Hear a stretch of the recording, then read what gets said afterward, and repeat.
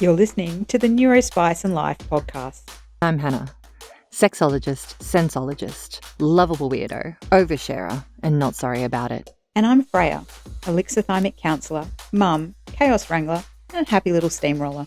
Whether you're neurotypical or neurodiverse, our podcast is for everybody and every brain that has ever been labelled.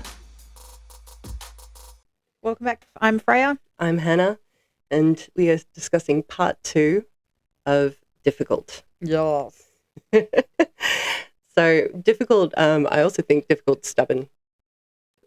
Yes. Digging your heels in. Yeah. Not yielding. Yeah. I mean, my star sign has been notoriously labelled with stubborn. It is Aries, for the record. And Aries and Virgos never should be friends, by the way, just for the record. That's all the guidelines say. Aries and Virgos should just have nothing to do with each other. And yet we've stubbornly remained friends. There you go. We've dug our heels in, and then I've married an Aries as well. So there you go. Yeah. Yeah. Different Aries. And I think with stubborn as well, and I've definitely been called stubborn. And I feel like it comes from this place of part of my learning journey, right? Is that you can't tell me, and similar that you can't tell Freya what to do. You can't tell me that the way that I want to do something isn't going to work. Yeah. Because if we do it your way, I will sit there the entire time fidgeting and feel like I'm going to leap out of my skin to try and take over because I feel like I could do it differently and possibly better. My way, possibly better. And you get to the end of the exercise, and even though we've done it a different way, you're still sitting there going like, I still have to try my way. Yeah. Like I still have to see. I just want to know. Yeah. Whether it's a scientific experiment, whose way is better. You know, you can turn it into a game, make it a bit of fun. You play by your own rules. But there's this intrinsic need for me to know whether or not how I would have done it would it have worked? Yep. And if it doesn't work, I'm perfectly able to come back and be like, yep, that didn't work. And anybody's like, oh, ha, ha, ha. And it's not a ha, ha. It's a I learned something moment. Is this the point that we talk about the cupcake episode and my God. Okay. The Lady Garden cupcakes? Yes. We probably should use the clinical term, but there was a bit of discussion around whether or not you could bake with marshmallows. Okay.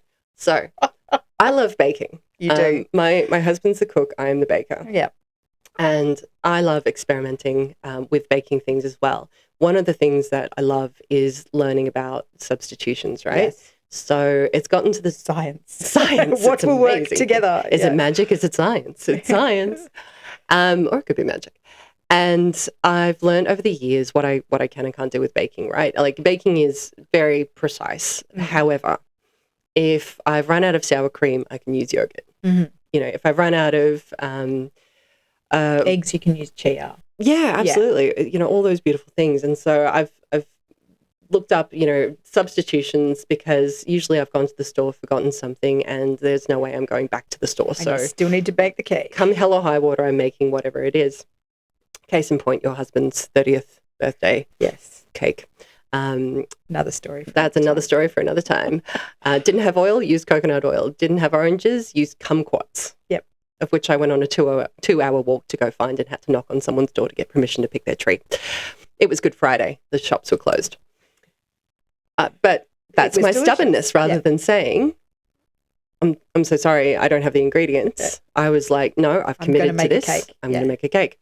So one of these amazing experiments was that I thought, well, if I can put jam in the middle of cupcakes, if I can put custard in the middle of cupcakes, and if I can put choc chips and blueberries and bananas and all things. I didn't have any of those things. What I had in my cupboard was a bag of marshmallows. And so I decided to put a marshmallow inside the cupcake to, you know, have what I thought would be a delicious gooey center. Did you put it inside, or did you like put it on top and then the cooking process sucked it in? No, I put it like in the middle, like you would a jam donut. Okay. So then I put the marshmallow in the middle and I covered it with the cupcake batter and I put it in the oven. And when I brought them out, I had used both white and pink. They had expanded inside the oven and exploded and left a crater in the center of each of the cupcakes in a vulva shape. With either a pink center or a white center. And then proceeded to eat them. They were quite delicious, but I did take them into work the next day just to see if anybody else would notice. And the people leader asked her not to, or to take them home. Yeah. They didn't want people to call HR on me, which I thought was fairly reasonable. Enough. But they were tasty. They were nice. They were very tasty. Nice, but yes. So she did learn how to do it her way. Absolutely. And little marshmallows work fine. I did make them for a baby shower later. Oh, there you go. Yeah. Well, they were a riot. We might have to get the recipe puppet somewhere where people can download it so they can do it. And post photos later and just... to do it, yeah. And I think it's really funny as you say that too, because I'm someone as well that I'm very much a kinesthetic learner, and I like to learn things my own way. Yep. And do things, again, my own way and experiment. And so your baking escapades, for example, the we'll forever call it the icing incident. Oh yeah, where I ran out of something and I ended up using corn flour and champagne. That was not great. No, you had decided that it was too thick, so you added a little bit more water. So you added it was too runny, so you added more icing sugar, and then it was too thick, so you added more water, and this just went backwards and forwards, and you couldn't get the right consistency, so you poured in champagne. I think by that point I was drinking the champagne as well. So yeah. And someone came over and you'd poured it over the cake, and they said, "Why is it bubbling?" Yeah, it was not the tastiest of things. And I remember I also run out of icing sugar. So and you were dating a pastry chef at the time too. Yeah, he was horrified. That was fantastic. But again, I was just like, let's get this done. But yeah, I recognise that, I like to learn by doing, and I like to experience things and work things out, on my own. And I think it's nice to actually give people the opportunity to do that, and it's like, what's the worst that can happen? Your way might actually be better than my way, and that's fine too. So yeah, it's really interesting that does come up a lot. It does come up a lot with difficult, is that autonomy, and that ability to actually go, you know what, I want to try. Yeah. And I think that's really important, and particularly with our little humans too, right? Like the way we learn is through making mistakes. Like you had a good acronym for fail before. I can't remember. It was first time or first application in learning. Yeah. And so fail. First application in learning. Yeah. It's something that a lot of corporates are building in now into their structure, because the idea that you have to be perfect the first time, you have to get it right the first time, means that there's no room for error, there's no room for failure. And the reality is that if you can take the time to look back and what did you learn? Yeah. So that you can build that into the process, is to say, okay, well, we tried that, it didn't work. Yeah. Let's do something else. To do it. And it's really interesting you say that too, because we look at the models of learning, and there's the Kolb model of learning, which is widely understood now for adult learning. And it's been around since the 60s or 80s, and it's been adapted on quite a bit. But the process that we need to do for learning is we need to consume the knowledge, whatever that might be, right?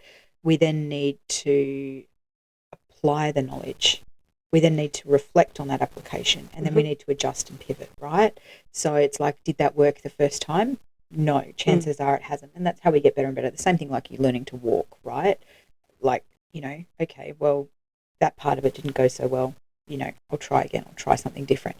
And so when we think about learning, so it's that being patient with it, but that practical application and that ability to reflect is really important. And we learn by making mistakes. We learn more by making mistakes than we do getting it right. Yeah. And it's actually okay to do that. And again, sometimes as neurodivergent people, I think it can be that feeling of perfectionism, and that perfectionism paralysis can sometimes be a little bit sort of, tricky to manage. What do I actually consider to be successful? Yeah. Is it that I tried, I learned something, I moved on? And it's a really good point too, because I think we talk about difficulty, right? I'm not being difficult, I'm learning, and I'm learning my way. Yeah. And then the second part. In my own time. And in the second part of that too, right, is also that focus on what's the goal, what's the outcome that we're trying to achieve, what is it that we're aiming for, are we aiming for the right thing? So to talk about Sockgate, from this morning, it's, well, to get our kids to school, like, am I trying to get you there on time, or am I trying to get you there in a state where you're able to learn? Like, what's the goal, here that we're actually working towards? And half the time, I think when we come up against resistance, we come up against difficulty, it's because we're actually focused on the wrong measure of success. So like frustration or being difficult, whatever that might be, it's because I'm focused on getting to a certain standard rather than just actually my goal is just to have fun. Yeah. or to learn the latest Taylor Swift song, or whatever that might be, on the piano. So yeah, it's a really good pause to go, what's happening there. Absolutely. Yeah. And that self-expression too, when it comes back to it, it's, how do I want to express myself in the moment? And, do I feel safe as well? Yeah. And, I think about kids where that safety, if they're able to have a meltdown, like a total explosion, that in itself, think about how safe, hopefully, that kid must be. Because if they're able to do that without, consequences, if someone is able to step back and just give them the space to have that meltdown, let it out, because, out is better than in. And if you can just sit with them, hold their hand, and similar to, how you might want to have been treated when you were a kid, because for me, like even in that time of the non-related caregiver, I could roll my eyes and get threatened with a face slap. And so having those sort of things, like I would have loved to have had a meltdown and just be able to chuck a tansy and throw my toys out of the pram, but it was never safe. It's never safe for you. For me to do so. And so I think that, when you're a kid and even when you become an adult, there's a reason why they talk about hitting a pillow, screaming into a pillow, like having that outlet, physical expression of just like what's happening internally, just to be able to let it out is so much healthier.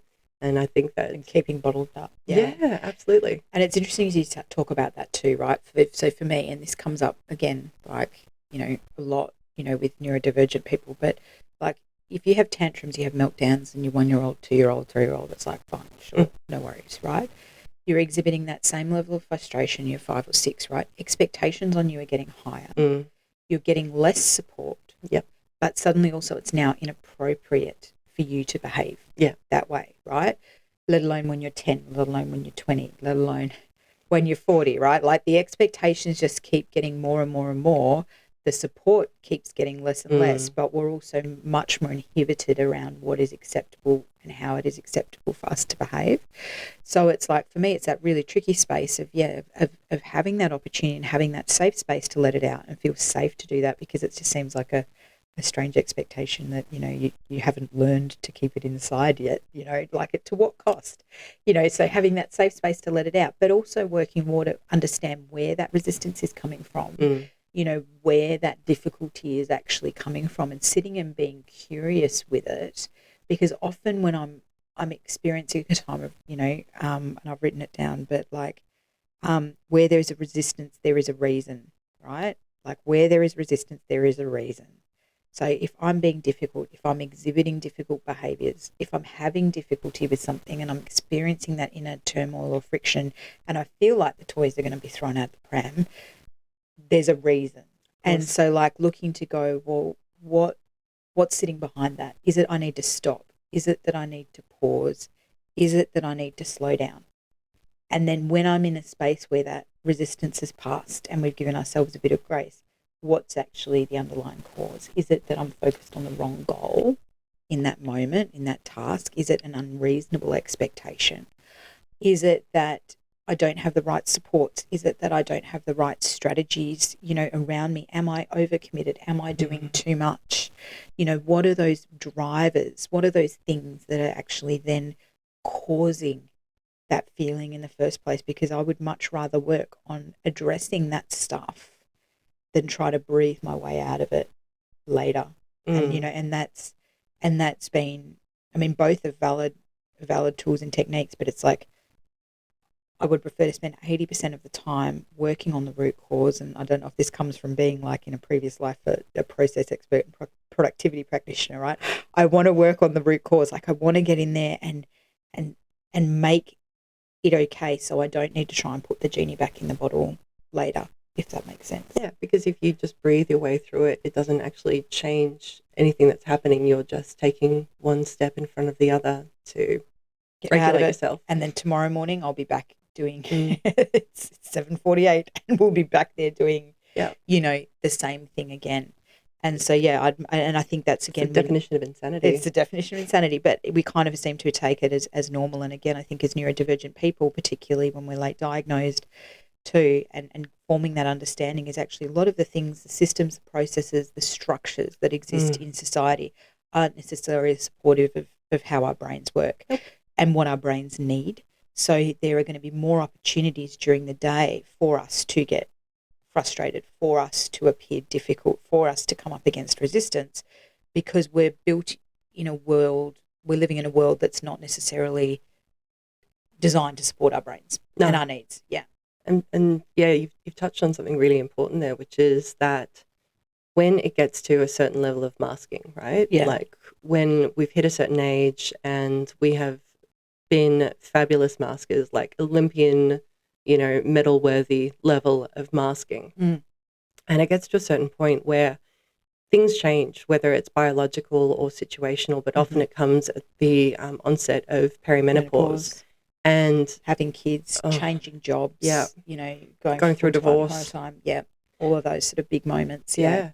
And I've really find, and I'm so grateful again to be living in a time where we're talking about perimenopause so much more openly now. We're talking about menopause. We're listening to women. We're listening to their stories and understanding that it's not just a simple case of, well, why can't you just suffer in silence and do it in private? Yeah. And when it gets to the perimenopause stage, and the more we're learning now, and again, science, we are so far behind everything to do with studies that actually relate to what happens during menopause. Which is good because not many women go through it. So, not a high percentage of the population. No, I know. Yeah, exactly.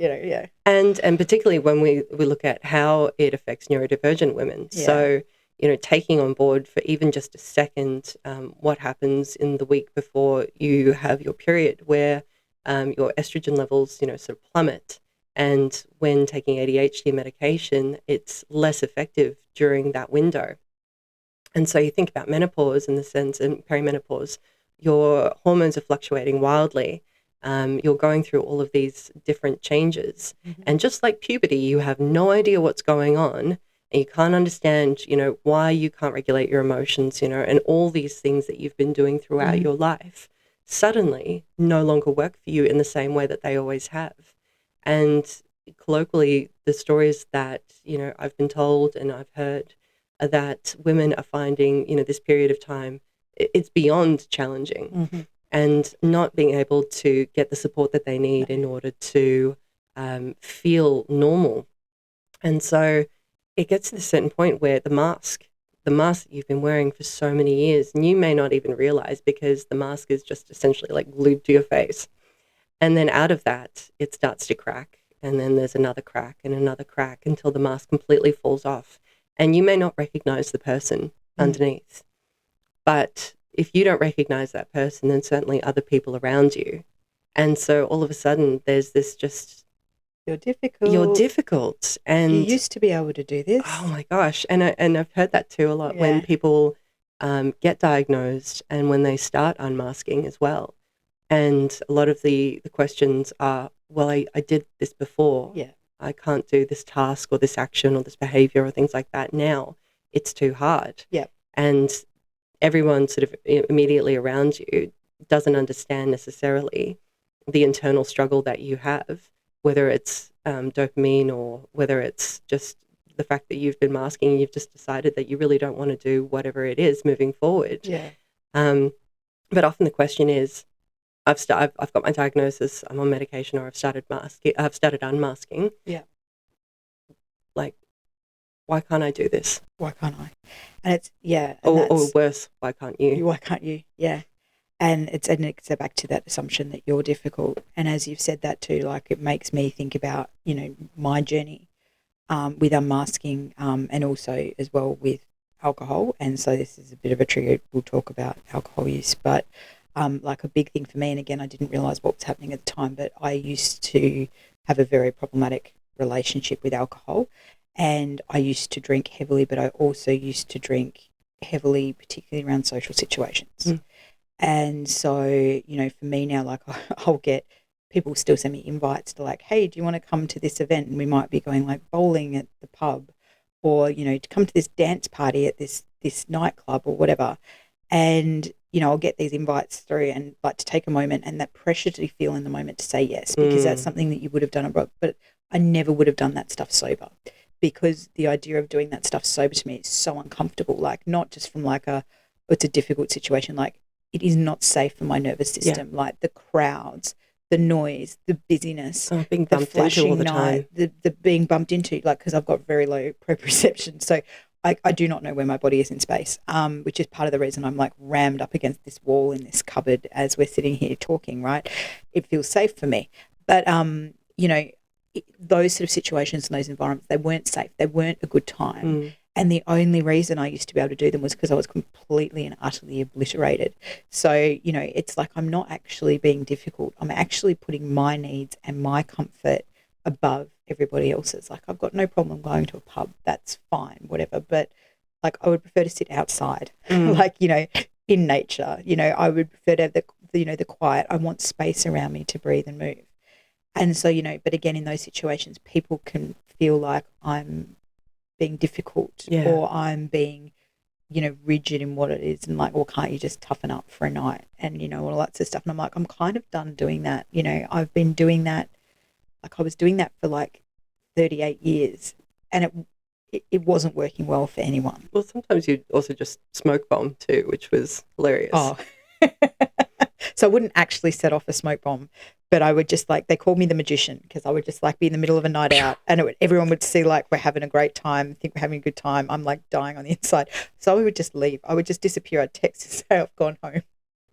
And everyone would be like, we were fine. And then we weren't. And now she's not here.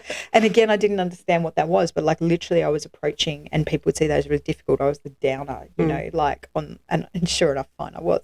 I would have been better to say no in the first place and actually just not go, because like I would tolerate it for as long as I could. Yeah.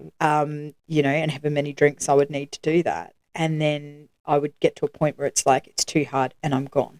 But then I've taken something away from the night. You've actually just touched on something very special there, which is the power of no. Yeah.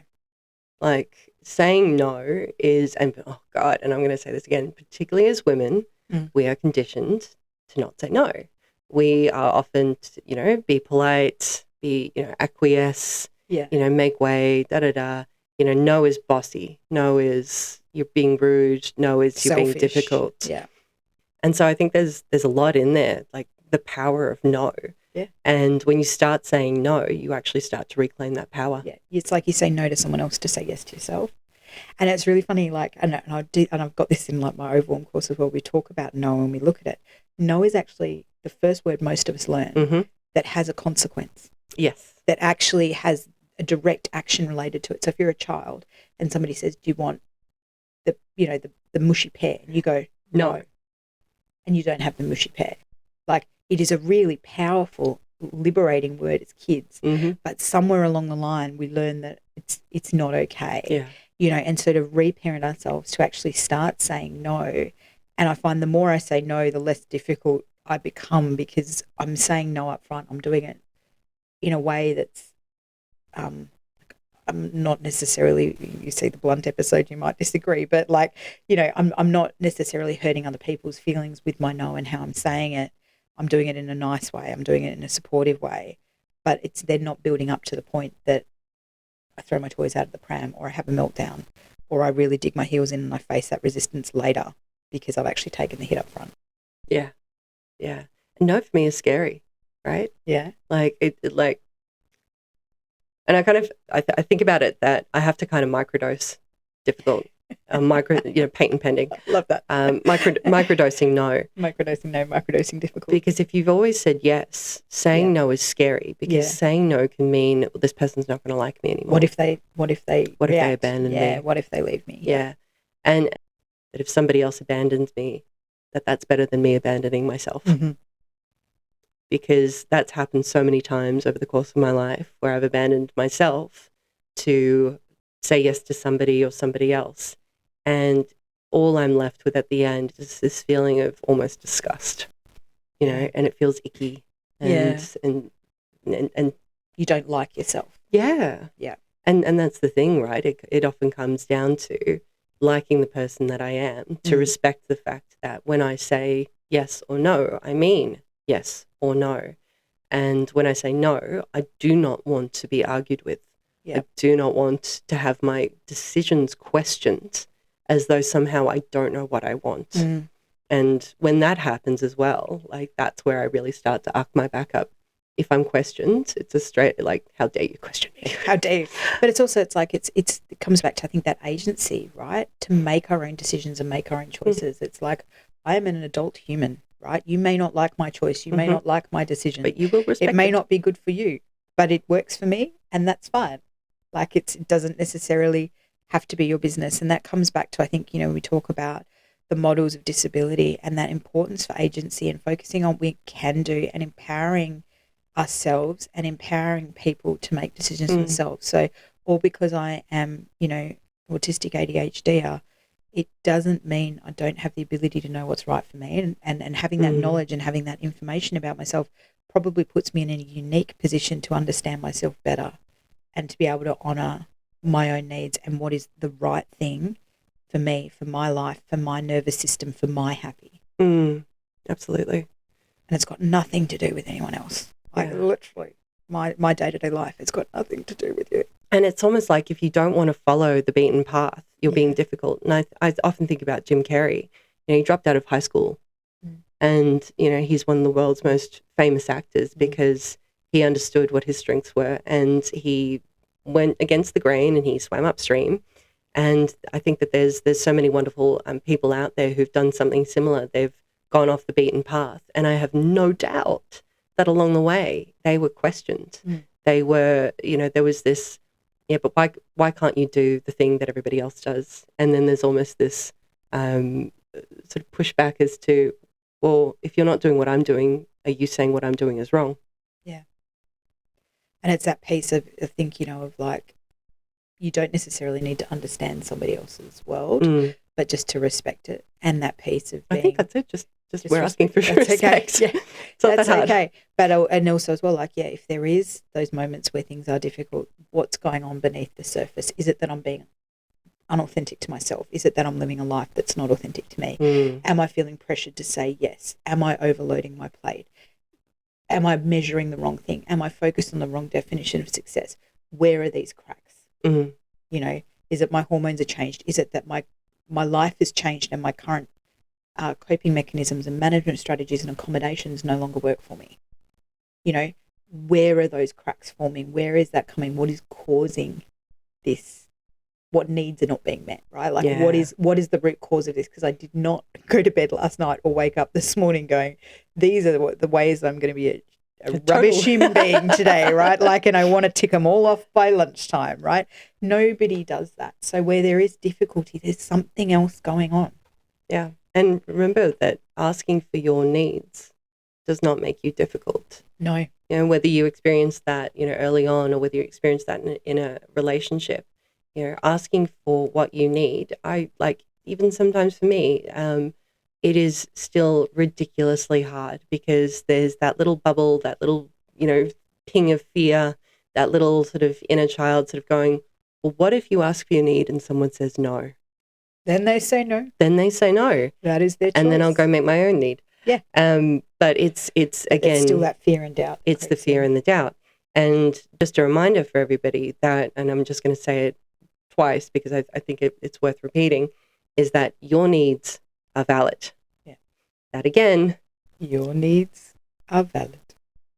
And if you need to listen to that on repeat, you need to stick it up on a Post-it note, put it in front of the mirror so that you see it every day and that it reinforces that your needs are valid because they are. Yeah. And it's another one I love too is, right, it's a need, it's not a nice to have. Yeah. Right? Like, but understanding the difference. Name is on the can, right? Like, it is, if these are things that you need to feel safe, to feel comfortable, to feel calm, to feel loved, to feel connected, all of those things that we know are important to the human experience, right? It's a need. It's not a nice to have. Yeah. So just, and be difficult. And I mean that in the sense of, microdose difficult. Start by saying no just to one thing and just see how it feels. And when you say no, don't follow it up with an excuse. You can just say no. And that is perfectly valid as well. You don't need to say no to somebody's invitation to go out and then come up with 1,000,001 reasons so that they don't hate you. Just say no and no thanks. Maybe next time. But whatever the case may be, start by saying no. Stand your ground. And if they try to persuade you and they're not listening to your no, just say, thank you, I appreciate it. Maybe another time. And I'm someone that, we'll cover it in the blunt episode, but I've been criticised a lot for being blunt, sometimes fairly. But I found what really helped with me, because then I would over-explain and I would over-justify, or I would start saying yes or not saying the no, because I would be being seen as difficult, being seen as blunt, right? And what I found worked really well for me is going, is it a no, like no, never? Is it a no, not like that, or no, not now? Because it might be like, can you do this on Tuesday? I can't do Tuesday, but I can do Thursday. Like I want to do the thing. So, creating that bridge back is a way that's within your boundaries that's comfortable for you. So if it's not, like if it's a no, never, no, right? Like, no, that's fine. But if it's a not like that, it might be that, yes, I would love to see you for lunch, but I don't want to go to the busy restaurant. Could we order a pizza and sit in the park? Yeah. Or could we sit in the outdoor area? Can I choose the restaurant? Those type of things. Or, not now. Yeah. Tuesday works better for me. It's school holidays. Like, no. But, after school holidays, I'd love to. So, there are those opportunities within no to make no feel more comfortable for you to do it. Yeah. So it's really important. Yeah. I love the meeting that I was in, and, I was in my 20s at this point. I was in a room full of all men, and someone literally looked at me and said, could you grab the coffee? And I looked at it and said, no, I don't feel like coffee right now. That was really nice. It's so good. I love that. Yeah. It was the start of the shiny spine. Yeah. For sure. And I think what I love, like, is you talk, and you've talked so openly and vulnerably about your story and your experience with difficult.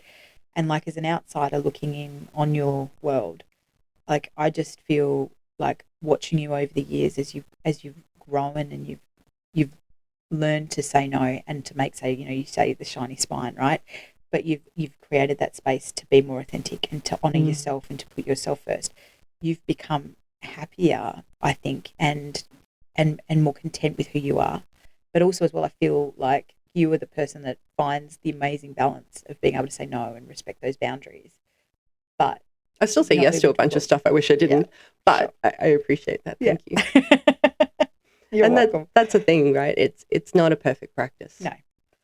So I think we can go into the spice jar tool. Yeah. I think I'm going to ask you what's in your spice jar this week. So mine's kind of coming a little bit from a past life, and sort of that productivity lens and process management, and that finding the root cause. And it's a tool called like 5 Whys, and whilst it's a tool for a completely different purpose, it actually works for looking at our emotions a little bit and looking at what's happening in our lives. And so it's a really, really simple version. And anyone that's got kids that's listening will understand this, right? In that 2 or 3-year-old phase of why? And you just keep asking that until you get to the root cause of what's actually happening. So what it is like when you notice a time that you're experiencing resistance, where you're experiencing that voice climbing up inside and, just wanting to scream, or when something's hard, you might notice that you present as more difficult, right? But where you're experiencing that resistance, you're experiencing that rub, right? Can't really do it in the moment, but later look back at it, right? And take a look at that moment and look at the situation around it and be patient and be curious and try and find out the why, like the root cause of what's actually going on for you. And tracing it back, to the specifics of that situation, and then actually addressing the root cause. So the example they always talk about, right, it's in Lean Six Sigma, right, in the example they always talk about is painting the Washington Monument. I'm probably going to butcher this story, but basically the monument was degrading and they kept having to repaint it all the time because there was a large amount of birds pooping on the monument and the acid in the poo, and it was going to be a disaster for the monument. Anyway, they kept repainting it, looking at all these strategies to try and get the birds to go and shoo away and all that sort of stuff, and huge amounts of energy that went into it. And then the cleaner, they one time said, "Oh, they're coming for the insects." And they said, "What do you mean?" He goes, "They're coming for the insects." And he goes, they're like, "How?" And he goes, "Well, a couple of years ago you asked me to use different light bulbs, and the new light bulbs attract more insects." Ta-da. So change the light bulbs back and the birds went. Now, because of my brain and the way I remember things, it's possibly not the Washington Monument, possibly wasn't the light globes, but you get the general idea.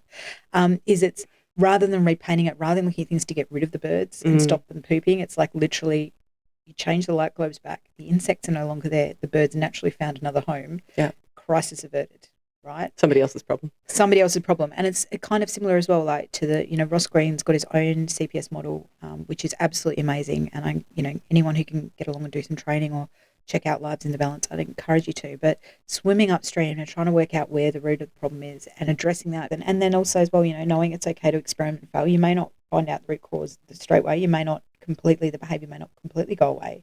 The resistance may not completely ebb away.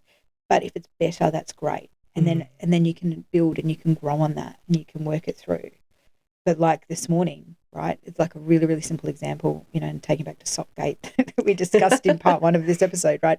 But if I just shouted, put on your socks.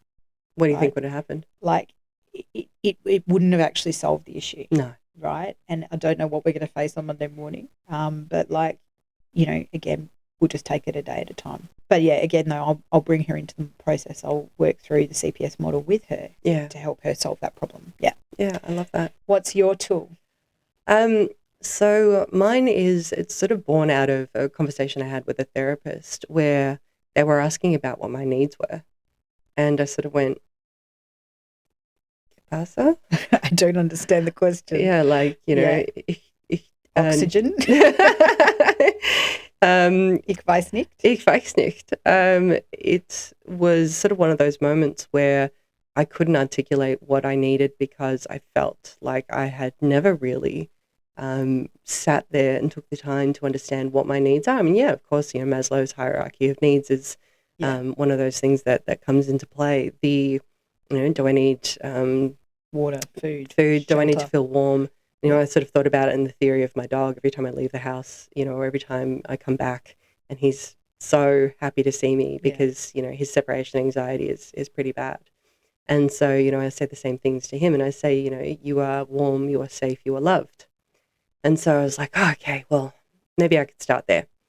And so I'm like, am I warm? Yes, I'm too hot. Okay.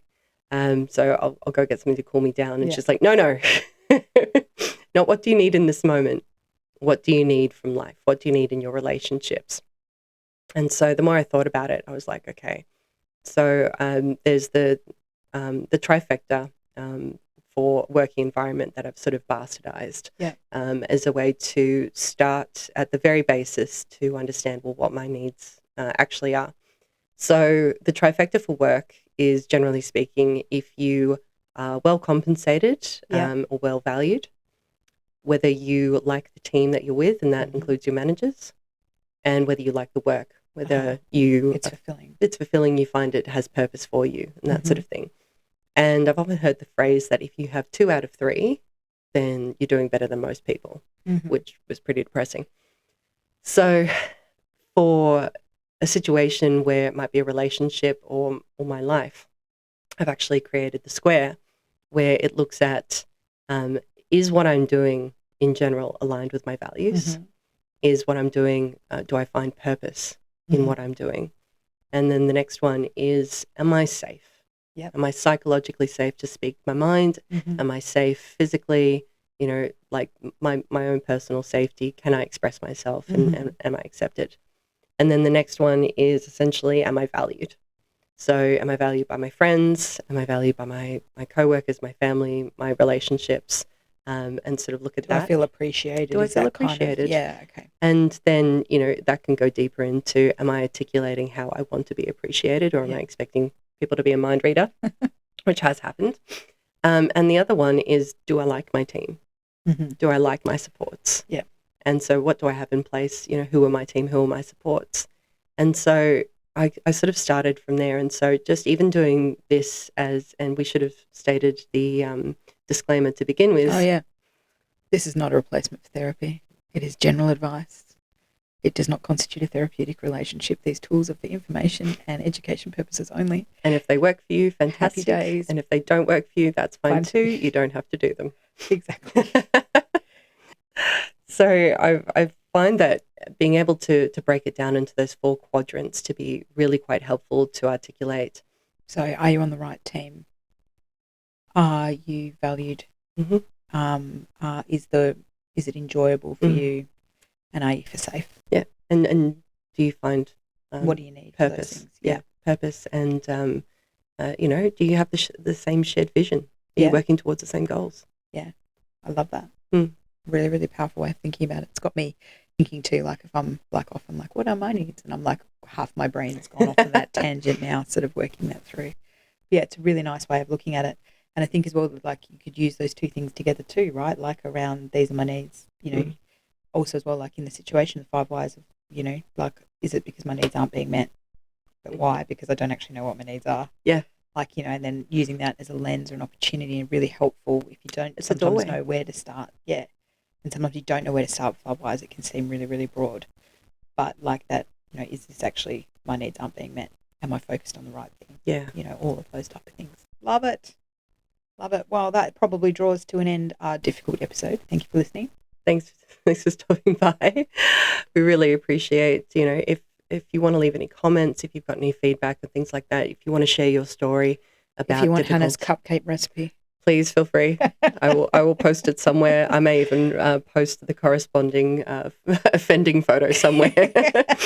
We'll see how that picks up on the social filters. You get blocked. But thanks for listening, and we'll be back next week to crack through another unfair or unjust label that neurodivergent people seem to get stuck with. Yeah. And as always, stay spicy. Stay spicy. You're listening to the NeuroSpice Life podcast with Hanna and Freya, besties, brains, and more. If you've enjoyed listening, follow us on YouTube or your favourite podcast app and share it with someone else who knows the sting of a sticky label. We'll see you next time. Until then, stay spicy, stay wonderful.